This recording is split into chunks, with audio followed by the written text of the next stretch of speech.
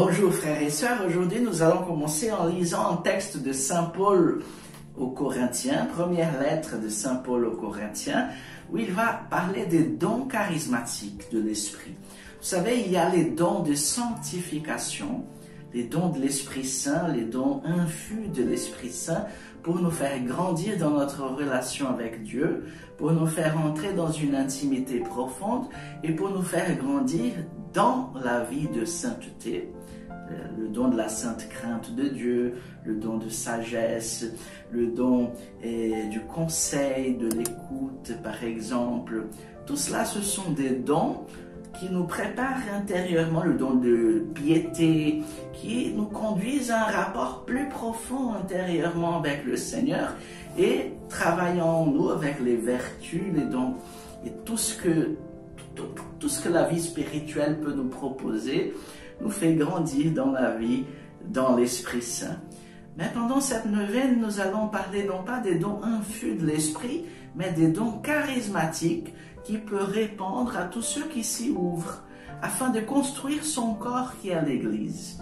Saint Paul va en parler. 1 Corinthiens 12, versets 4 et suivants. Il y a une diversité de dons spirituels, mais c'est le même esprit. Diversité de ministères, mais c'est le même Seigneur. Diversité d'opérations, mais c'est le même Dieu qui opère tout en tous.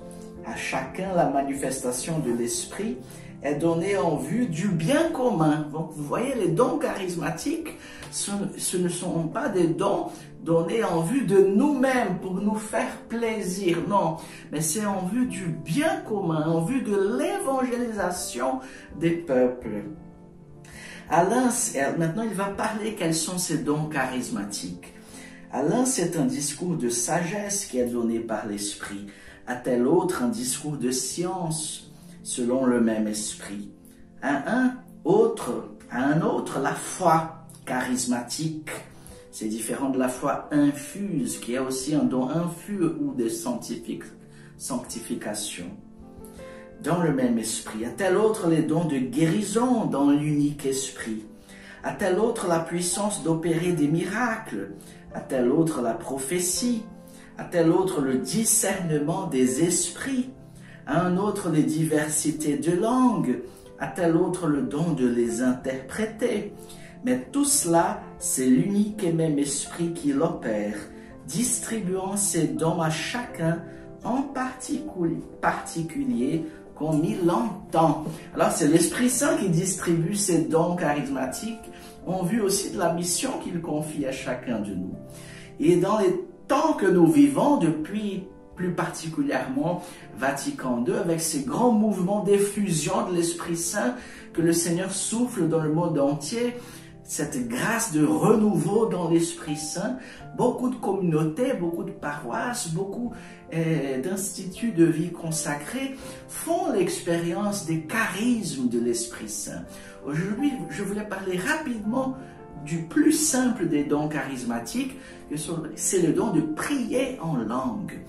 Lorsque nous sommes tellement remplis de l'amour de Dieu, nous pouvons commencer à prier en langue, c'est-à-dire nous ne savons même plus prier comme il faut, mais l'Esprit Saint vient en aide à notre faiblesse et nous fait crier « Abba, Père » et nous fait nous exprimer dans une langue mystérieuse, spirituelle, où nous louons le Seigneur. Je vais prier en langue avec vous maintenant pour vous expliquer comment cela se passe. Je vais commencer en français et ensuite je me laisserai conduire par l'Esprit. Seigneur, nous te louons du fait d'être ensemble ici en train de nous préparer pour la Pentecôte. C'est une grande richesse que tu ne veux pas, Seigneur, que nous passions à côté. Donc tu ne veux pas que nous passions à côté.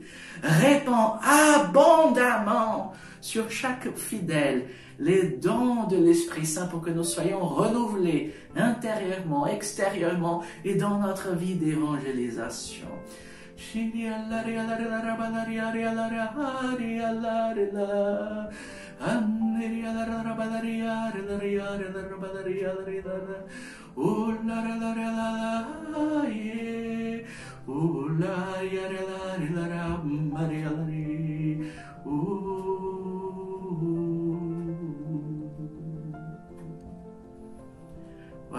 et sœurs, un don qui nous pacifie, qui nous comble de la présence de Dieu, qui nous donne un cœur ouvert, puisque c'est un don tellement simple, mais qui nous donne d'humilité.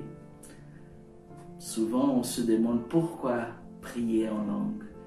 Et si nous soumettons notre intelligence au don de la foi, le Seigneur nous donne des choses encore plus grandes pour raconter et chanter sa gloire.